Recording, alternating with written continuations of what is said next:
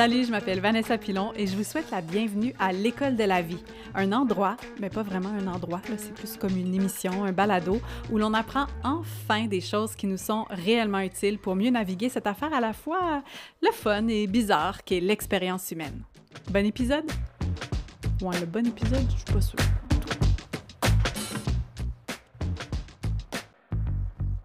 Mes beaux amours, bonjour! Bienvenue à ce dernier épisode de la saison régulière de l'École de la vie. Je dis saison régulière, là, c'est parce que on dirait que j'ai créé des espèces de fractures aléatoires, question de compartimenter ça. Je pense que je vais quand même faire des fois des petits épisodes durant l'été. J'en ai déjà d'ailleurs un en banque là, que je vais publier à un moment donné au courant de l'été, mais j'ai envie d'être plus lousse, en mode un petit peu YOLO, vacances. Donc, ce sera la fin de cette saison régulière avec des invités en studio, la structure et tout, pour tomber en mode estival, puis être un peu plus au rythme de ce qui se passe. Ça va être reggae, c'est ça. Mettez-vous une petite toune reggae dans la tête, là, puis ça va être ça, le rythme de l'École de la vie. Je vais prendre des vacances, évidemment, mais aussi, je vais venir vous faire des petits coucous ici et là, pour vous accompagner dans vos road trips cet été, parce qu'il y a beaucoup de gens, je sais, qui profitent de ces longs moments sur la route pour être à l'écoute de l'École de la vie. Il y en a qui se clenchent ça, là, comme on se clenche des séries sur Netflix. Des fois, je me dis, hey, ils doivent-tu être tannés? J'ai croisé une fille l'autre fois, elle me dit, ah, j'avais 4 heures de route à faire. J'ai été avec toi tout le long, puis là, finalement, elle me croise en arrivant à destination. J'étais comme pauvre, elle doit vraiment être saturée de Vanessa Pilon. Bref, je voulais commencer cet épisode en vous faisant une petite annonce qui, vous l'entendez au son de ma voix, là, ça m'excite et ça me met en joie. Eh bien, je vous annonce, mes chers amours, que l'École de la vie sort des murs du studio. Ben, dans ce cas-ci, en ce moment, je suis dans mon bureau, là, mais on va sortir des murs du studio. Ça fait longtemps que vous me le demandez, ça fait longtemps que je vous en parle, qu'on a le goût de se rencontrer en vrai. Je sais qu'il y a beaucoup de podcasts dans la sphère québécoise qui font des podcasts live, là, ça se loue des salles de spectacle, ce monde-là, puis tout ça. Moi, je dois dire que ça résonnait pas tant, là, l'idée d'être dans des bancs au théâtre, alignés pour aller écouter l'École de la vie. On dirait que c'est pas de même que j'avais le goût que ça se passe. J'avais une vision de... Je sais pas, on est en cercle ou en tout cas, on est dans un espace où il y a de la lumière du jour. Vous voyez le genre? Moi, faut qu'on voit ce qui se passe dehors. Il faut de la vraie lumière, il faut qu'on puisse se regarder. J'ai pas envie d'être en mode spectacle dans les coulisses là, et tout ça, ça me parlait pas. Et là, j'ai l'occasion de pouvoir faire ce genre de captation d'épisodes de l'École de la vie en personne. J'ai l'occasion de pouvoir vous rencontrer. Puis c'est pas moi qui a l'organiser. Et ça, c'est vraiment merveilleux parce que moi, je ne suis pas une organisatrice dans l'âme, vous comprenez, là, ça m'angoisse. Je me mets tellement de pression pour organiser les affaires. Donc, ça pouvait pas être sur mes épaules, l'organisation de cet événement live-là. Là, c'est pour ça, d'ailleurs, que je me marie pas, là, que je pense pas que ça va arriver un jour, mon mariage. C'est que tout miser sur une seule journée, je vais pas m'en remettre. Donc, voilà. Donc, ce que je vais faire à la place, c'est que je vais me joindre à un événement qui est déjà organisé, qui est déjà vraiment le fun, qui a fait ses preuves. C'est un événement avec des humains que j'aime. Alors, j'ai le bonheur de vous annoncer que l'École de la vie, ben ça, c'est moi, là, parce que pour vrai, l'École de la vie, on n'est pas une grosse équipe. Donc, l'École de la vie sera au festival El Campo, qui est un festival organisé par GoVan. Ça se déroule du 18 au 21 septembre prochain dans la baie de Beauport. Si vous ne connaissez pas le festival El Campo, c'est un festival où il y a plein d'activités. C'est un rassemblement là, pour les gens, oui, qui ont des vannes, mais aussi pour les gens qui aiment le plein air tout court. Donc, c'est une invitation à venir passer 3 nuits en van. Il y a des prestations musicales, il y a la plage qui est là. Mais aussi, c'est ouvert là, pour les gens qui, comme moi, n'ont pas de van. Moi, je vous dirais que mon gear de camping, ça se limite à une tente, là. Donc, vous pouvez quand même venir dormir en tente, j'imagine qu'on est bienvenu, mais aussi, c'est possible d'y aller pour la journée seulement. Il y a des billets journaliers qui s'y vendent. Donc, si vous avez envie de venir pour me rencontrer, pour assister à une conversation de l'École de la vie, J'y serai le samedi 20 septembre, donc ce sera à partir de 13h jusqu'à la fin de l'après-midi. Puis là, ce qui est le fun, c'est que quand vous achetez votre billet journalier, vous avez accès à toutes les activités qui vont avoir lieu dans le festival El Campo. Donc, il y a du petit yoga le matin, il y a des prestations de cirque. Et le soir, il y a un spectacle de qualité motel, il y a la plage, il y a des food trucks. Bref, c'est vraiment une belle journée, là. Puis là, vous placez dans votre après-midi un petit moment en ma compagnie et avec les invités de l'École de la vie qui seront sur place, que je vous dévoilerai au courant de l'été.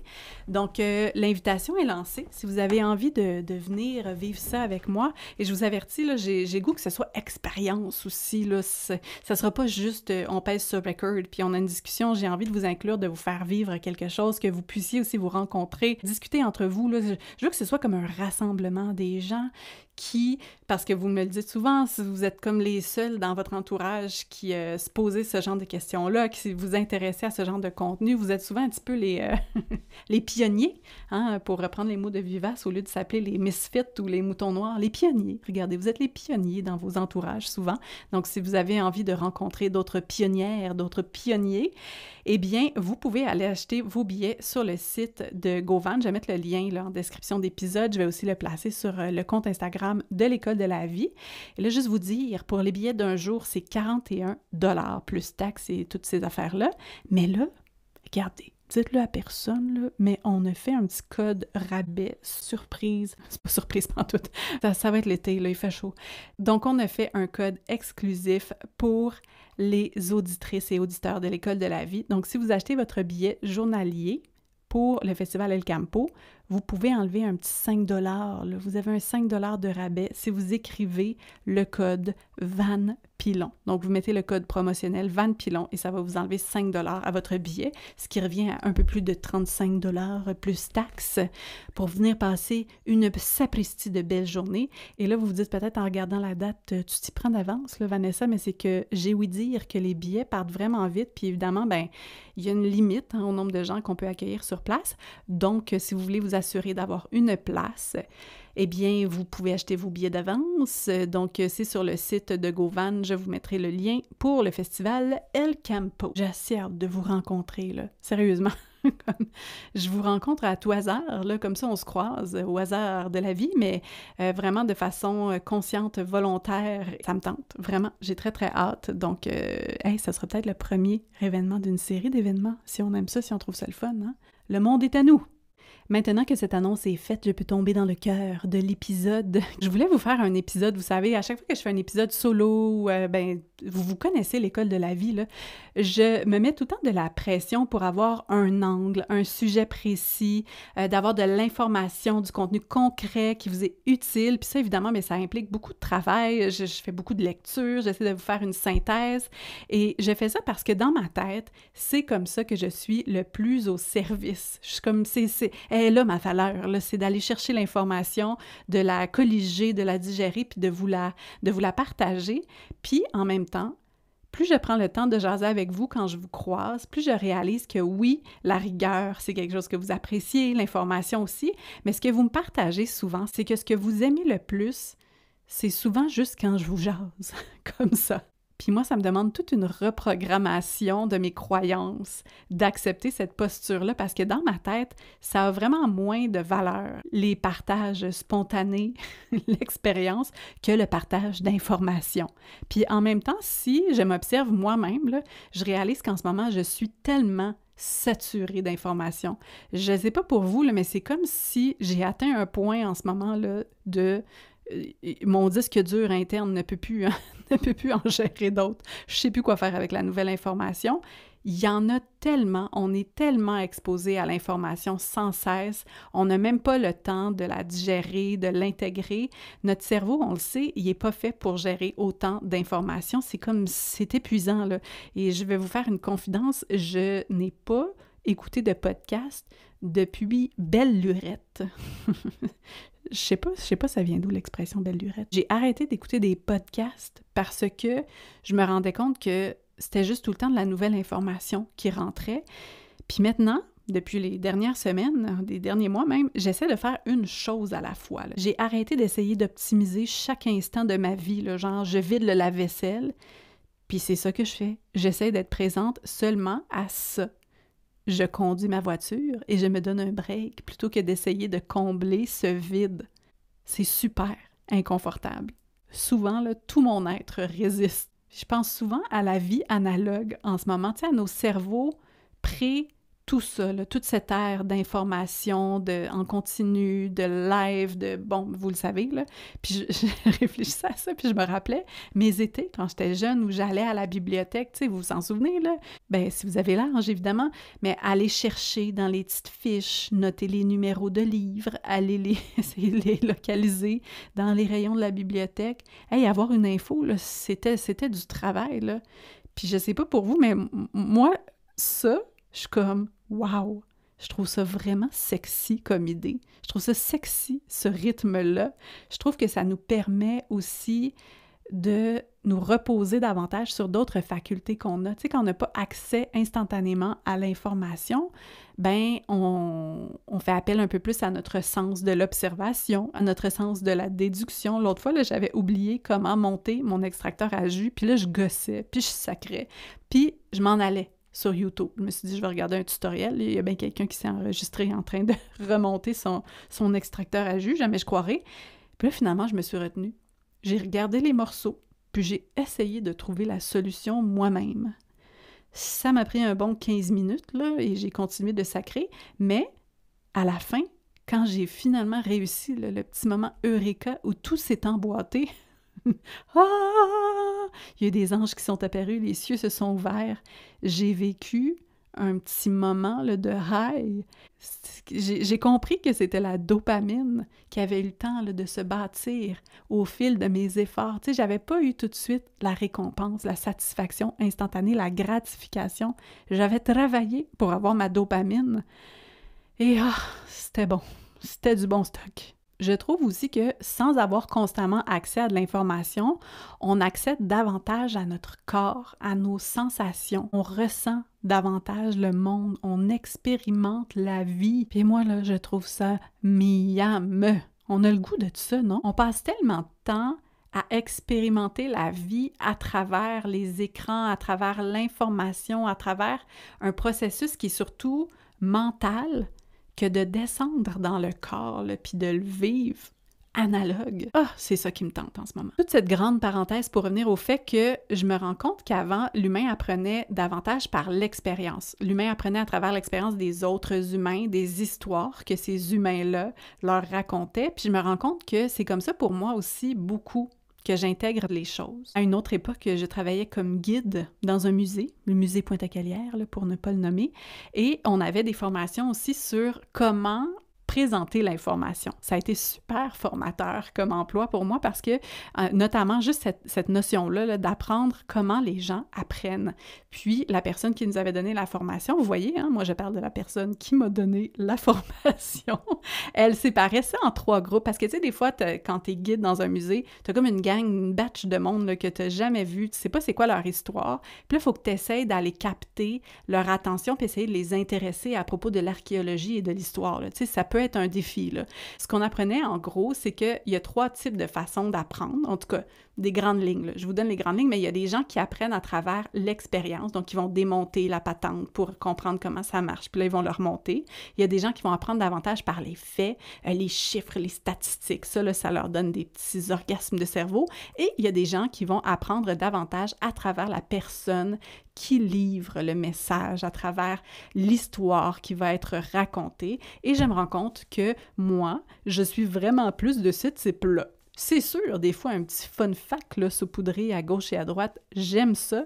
Mais là, plus j'avance dans la vie, je me rends compte que tout le monde, on a ces 3 façons-là d'apprendre. Puis de plus en plus, avec les recherches, ça je l'ai lu, la gang, on apprend davantage en jouant, en expérimentant nous-mêmes. Et je me rends compte que c'est ça qui est présent en moi en ce moment. J'ai envie d'apprendre par l'expérience. J'ai envie de vivre des affaires. Puis je me rends compte que de consommer des balados tout le temps, de tout le temps avoir de la nouvelle information, c'était plutôt une façon de remplacer le fait que dans les vies qui vont tellement vite en ce moment, l'accès à l'expérience, le temps pour vivre ces expériences-là, pour faire du essai-erreur, pour apprendre des nouvelles affaires en se trompant. On a moins le temps, donc on pense qu'à travers l'exposition à l'information qui nous permet de faire du multitasking puis faire deux affaires en même temps, on va intégrer, on va vivre des choses, mais c'est pas le cas. C'est plus confortable, c'est plus familier, ça me demande moins d'efforts d'aller écouter quelqu'un me parler à propos de quelque chose ou de le lire, mais qu'en fait, les choses que j'intègre le plus dans ma vie, c'est à travers ma propre expérience. Puis là, j'ai repensé au nom de mon balado, qui, je vous le rappelle, est l'école de la vie. Puis je me suis dit, hey, c'était quoi ma mission au départ du balado? Tu sais, c'était d'apprendre les choses que j'aurais aimé qu'on m'enseigne à l'école. Puis là, dans cette ère où on peut tout trouver en 2 secondes avec l'intelligence artificielle, se faire résumer des livres, je veux dire, c'est accessible en tout temps. On a accès à toute l'information sans arrêt. Puis là, je me dis, c'est quoi la pertinence de ce que je fais? C'est quoi la pertinence d'aller écouter un balado plutôt que de demander à l'intelligence artificielle de nous résumer des concepts? Je veux dire, on peut lire 14 livres sur la natation et ne jamais apprendre à nager pour vrai parce qu'on n'est pas allé dans l'eau. Donc, si j'écoute ce qui est juste pour moi en ce moment, dans ma vie, c'est que le monde n'a pas besoin de nouvelles informations. Toute l'information existe déjà, on est sursaturé d'informations. Je pense que ce dont on a réellement besoin, c'est d'espace. D'espace, temps, d'espace pour expérimenter, pour se tromper. Et surtout aussi d'espace où on peut retourner à nous-mêmes, où on peut être pleinement dans toute notre intégrité. Puis là, ce que je me demande, c'est comment je peux faciliter ça à travers mon projet. Question de répondre à mon besoin du moment. Je me dis souvent, si je ressens ça en ce moment, il doit y avoir d'autres gens aussi qui sont à la même place. Donc, comment est-ce que je peux faciliter ça dans mon projet? Je sens que pour la 3e saison de l'École de la vie, qui recommencera en septembre, il va devoir y avoir une phase de transformation. Il y a une genre de mutation là, qui s'opère pour le balado. Je sens qu'il y a une nouvelle formule qui veut émerger. Je commence à tracer les grandes lignes. La vision se dessine. Mais d'ici là, si vous avez envie de me dire ce que vous aimeriez pour le podcast, ce qui vous ferait plaisir, de quoi vous avez besoin, n'hésitez pas à m'envoyer des messages sur Instagram ou juste l'écrire en commentaire de cet épisode-ci. Je vais toujours lire vos commentaires. Ça m'alimente. Donc, dans le but d'être fidèle à ce qui se passe pour moi en ce moment, c'est-à-dire ma sursaturation d'informations, je me suis dit que j'allais vous faire un dernier épisode de la saison 2 en formule long message vocal d'une amie, juste en formule partage de ce qui est vivant pour moi en ce moment, de mon expérience, de mes réflexions du moment. Je vais essayer de faire ça, là, pas édité, donc veuillez être, j'allais dire intransigeant. Non, c'est ça, ne soyez pas intransigeant. Je vous demande de la bienveillance pour mes béquilles, mes hésitations, tout ça. Comme on le fait quand les gens nous envoient des messages vocaux, puis coudonc, quand on trouve ça trop long, on l'écoute à 1.5. Ça règle souvent le problème. Donc, ce que j'ai le goût de vous dire, pour commencer, vous le savez peut-être, ou peut-être pas, je vais, le 26 juillet, mes amis, je vais avoir 40 ans. Je passe de l'autre bord, j'entre dans cette décennie, dans les quarantenaires. Mais oui, je suis en train de vieillir, que voulez-vous? Et je vous avoue que quand j'y pensais de loin, là, quand c'était comme une espèce d'affaire qui planait là, au loin, qui était floue dans mon champ de vision, cette idée de vieillir-là, je ressentais une certaine forme de résistance. Tu sais, cette espèce de dissonance entre genre, on dirait que dans mon cœur, j'ai 25 ans, mais dans ma face, le matin, quand je me lève, j'ai bel et bien 40 ans. Là, c'est ça qui se passe. Je me suis rendu compte qu'il y avait quelque chose d'inconfortable par rapport au fait de rentrer dans le 40 ans, que autant j'étais fière, mais que j'avais des petites affaires à aller déconstruire, ou en tout cas à aller observer chez moi. Je me rends compte qu'il y a tellement de messages par rapport aux femmes qui vieillissent. Tu sais, même moi, ces messages-là que j'ai internalisés par rapport aux femmes qui deviennent de moins en moins pertinentes en vieillissant, qui deviennent de moins en moins désirables, qui deviennent, je sais pas, c'est comme si notre pic était déjà derrière nous, puis qu'à partir de la quarantaine, mais c'était juste une longue pente descendante. Bref, il y avait en moi une petite résistance semi-avouée par rapport au fait de vieillir.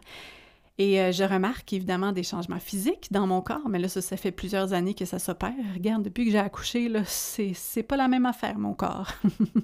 Mais des changements physiques, notamment, j'ai plus de cheveux blancs là, qui sont arrivés, bon, les petites rides, les affaires, mais aussi des symptômes qui me portent à croire que j'ai entamé ma périménopause. Je vous raconte l'anecdote, là, mais juste avant de partir en voyage ce printemps, toute la famille était comme un peu malade. Mais en fait, surtout mon chum et ma fille, grosse fièvre, puis tout ça.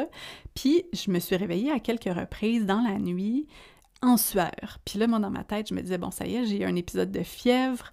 C'est ça, je suis parce que je suis malade. Puis regarde, ça va me passer, c'est le virus du moment. Là, les semaines sont passées, je n'avais plus de virus et j'ai continué à avoir des sueurs nocturnes.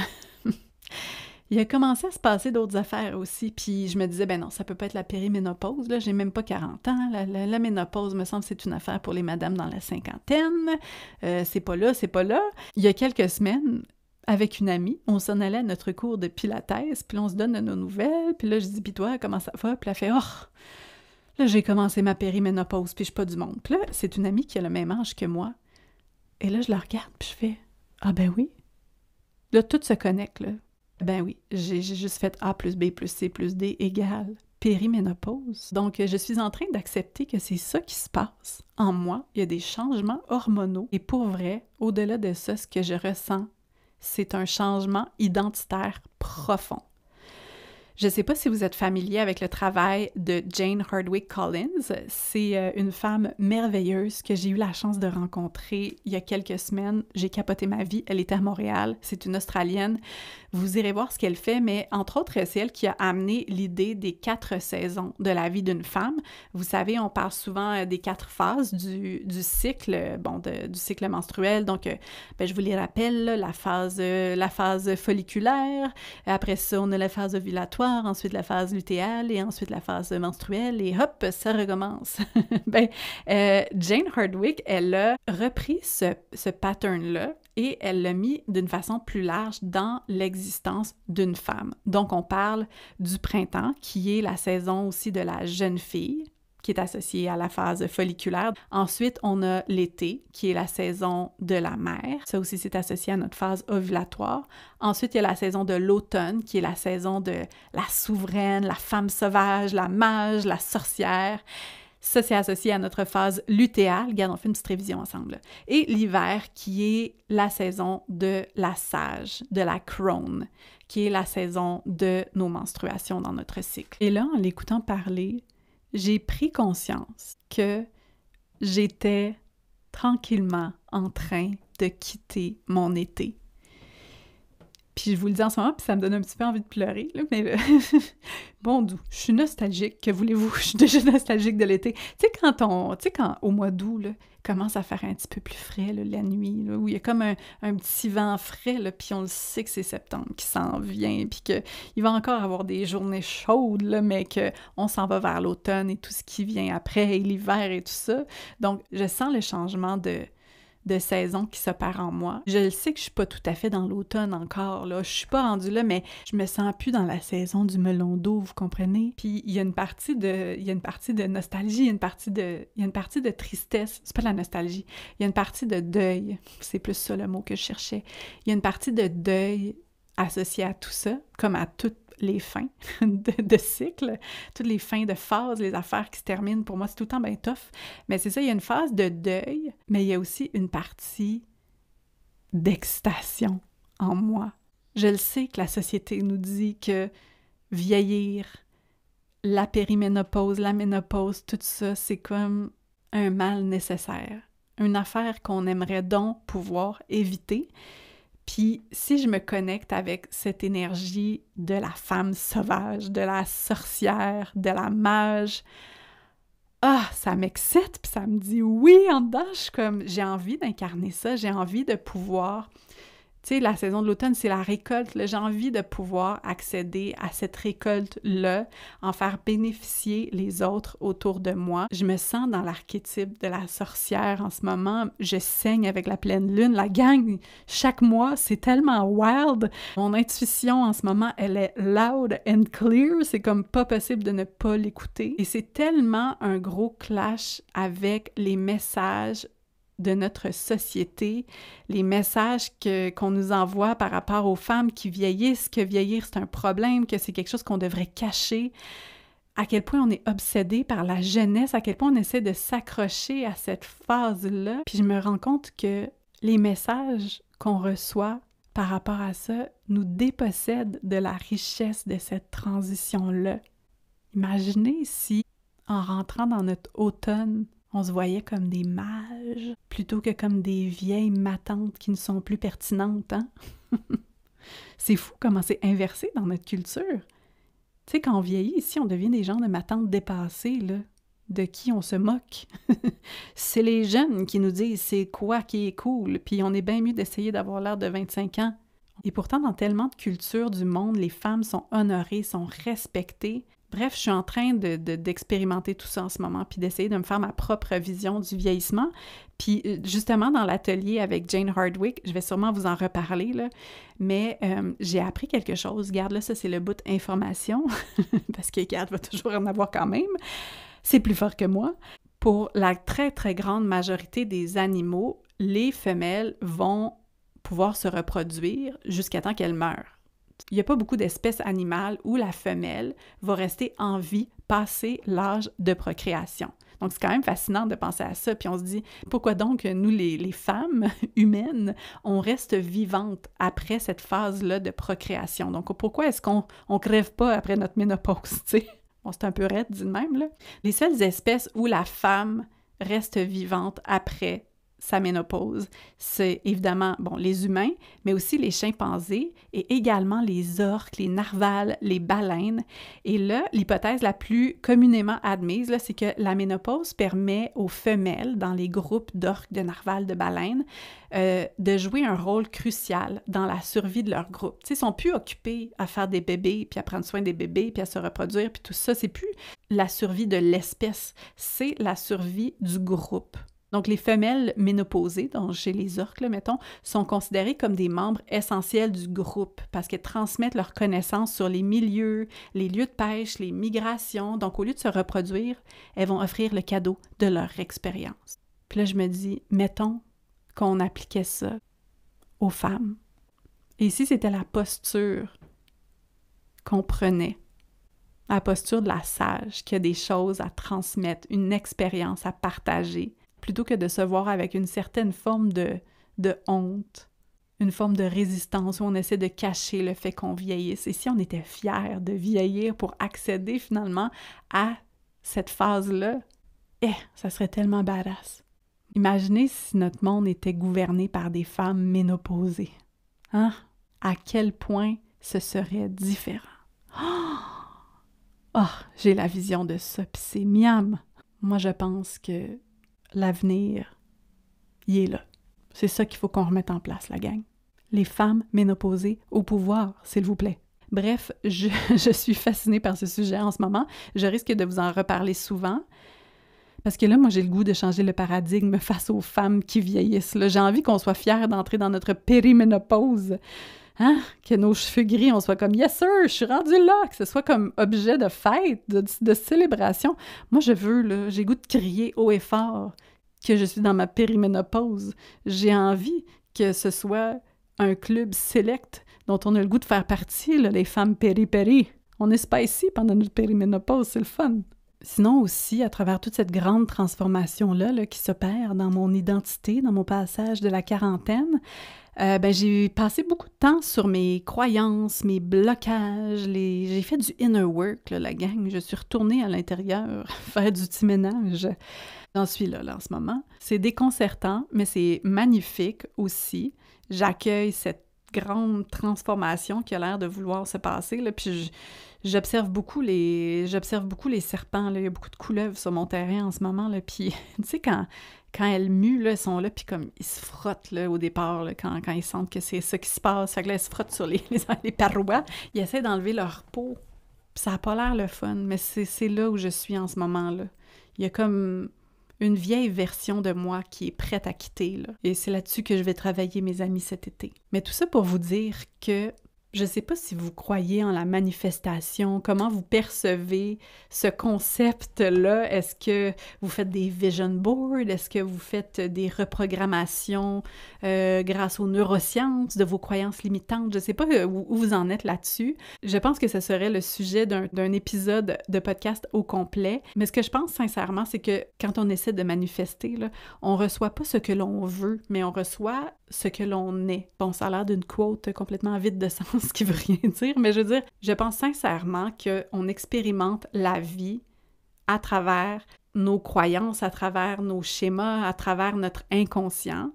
C'est quelque chose dont j'ai souvent parlé dans le podcast, puis c'est pas quelque chose de wou-wou, là, c'est vraiment très, très tangible à travers toutes sortes de mécanismes comme les biais de confirmation, mais aussi le système d'activation réticulaire, qui est un petit peu notre petit bouncer de cerveau, là, qui fait en sorte que quand on a des croyances, des choses dans notre inconscient, bien, on va remarquer les informations qui viennent valider ces croyances inconscientes-là, les pensées en boucle qui sont dans notre tête. Bref, c'est pour ça que je pense qu'on manifeste à travers ce que l'on est et non pas ce que l'on veut. Parce que c'est facile là, de dire je veux un manoir, je veux un bateau, je veux une relation. Mais si dans notre inconscient, on a des croyances qui sont en dissonance avec tous ces désirs, ça va pas marcher, là, la gang, c'est pas ça qui va se passer. C'est pas la réalité qu'on va créer autour de nous.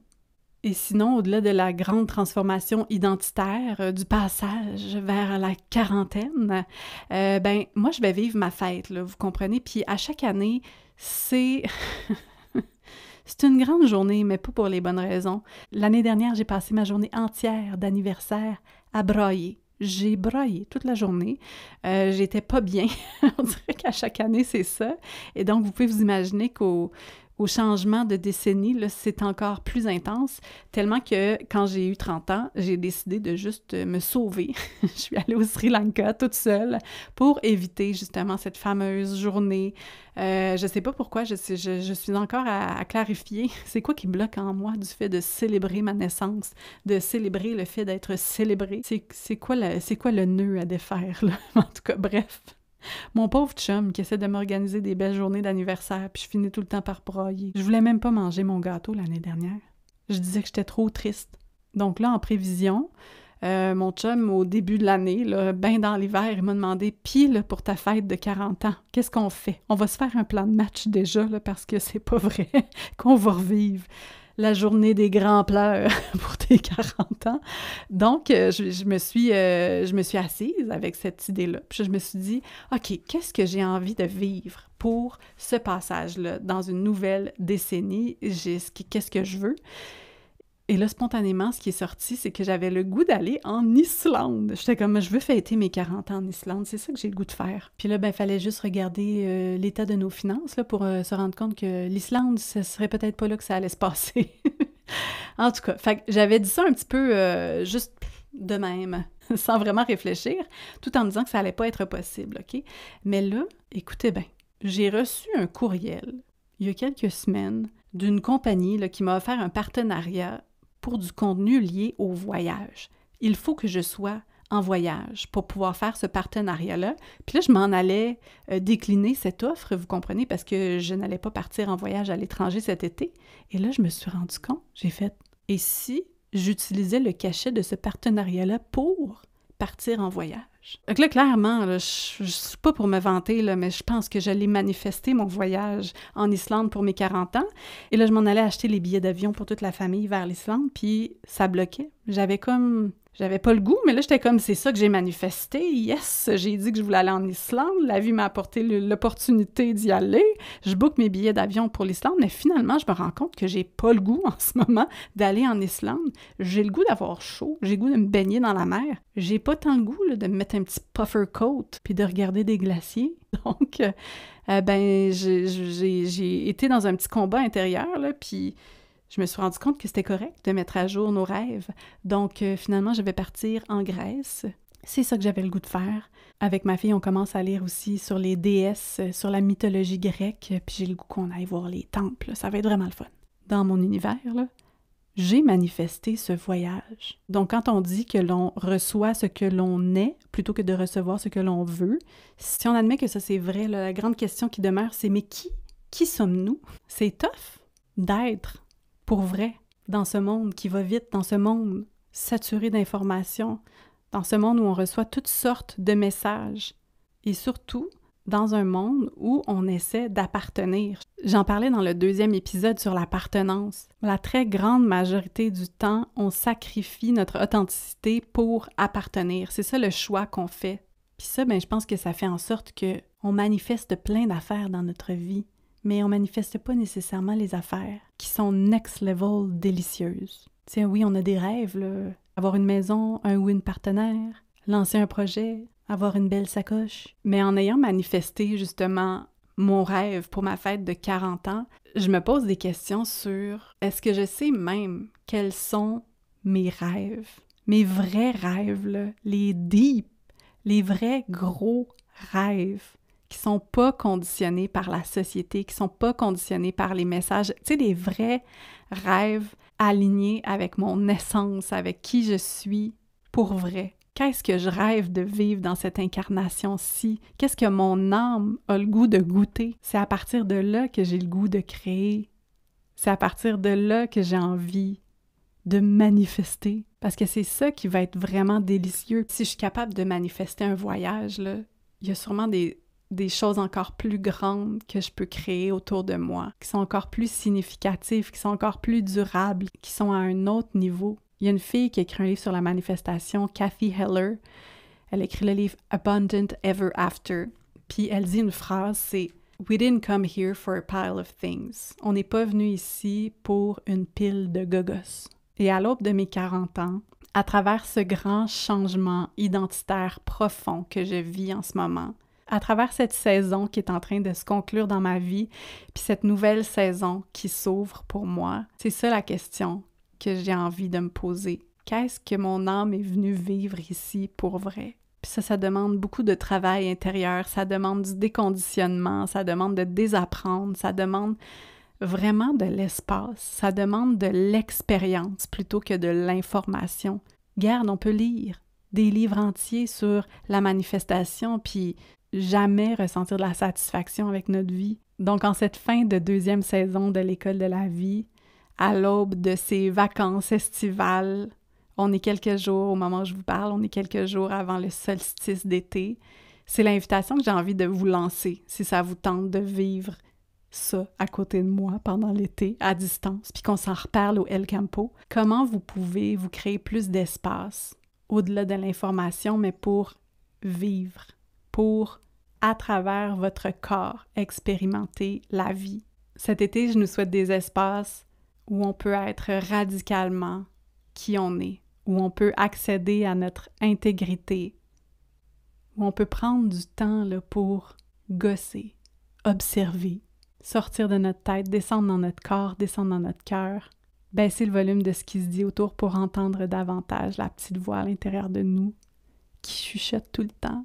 Je sais pas vous avez quel âge. Les statistiques de Spotify me donnent une petite idée, là, mais peu importe où vous êtes dans la vie, c'est quand même vers ça qu'on marche. Expérimenter, vivre, pour ensuite récolter et en faire bénéficier aux autres. Donc, qu'est-ce que vous avez le goût d'expérimenter? Qu'est-ce que vous avez le goût de récolter dans votre vie? Et comment vous avez envie d'en faire bénéficier les autres? Des grandes questions, hein, qui demandent du temps. Ça demande du temps, mais je pense que ce sont des questions qui méritent vraiment qu'on s'y attarde, qu'on se les repose, là. Pas un petit 10 minutes en journaling, mais qu'on se les repose souvent, qu'on se donne de l'espace pour entendre tout ça. Je vous souhaite un fabuleux été. Je vous remercie d'avoir été à l'écoute de l'École de la vie, de m'avoir fait de la place dans vos vies. Merci à tous les gens qui sont passés à l'École de la vie, à toutes les invités et tous les invités.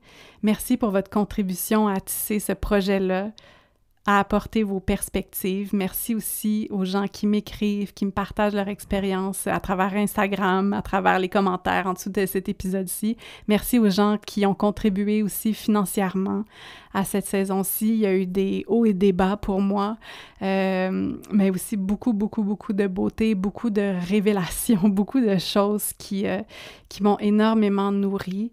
Merci aux gens qui viennent me parler quand on se croise sur la rue. Merci de prendre un moment pour me dire que vous êtes à l'écoute puis que ça fait une différence dans vos vies. Sur ce, je m'en vais continuer ma transformation, continuer la transformation du podcast. Et j'ai vraiment hâte de vous dévoiler tout ça en septembre. Ciao, ciao!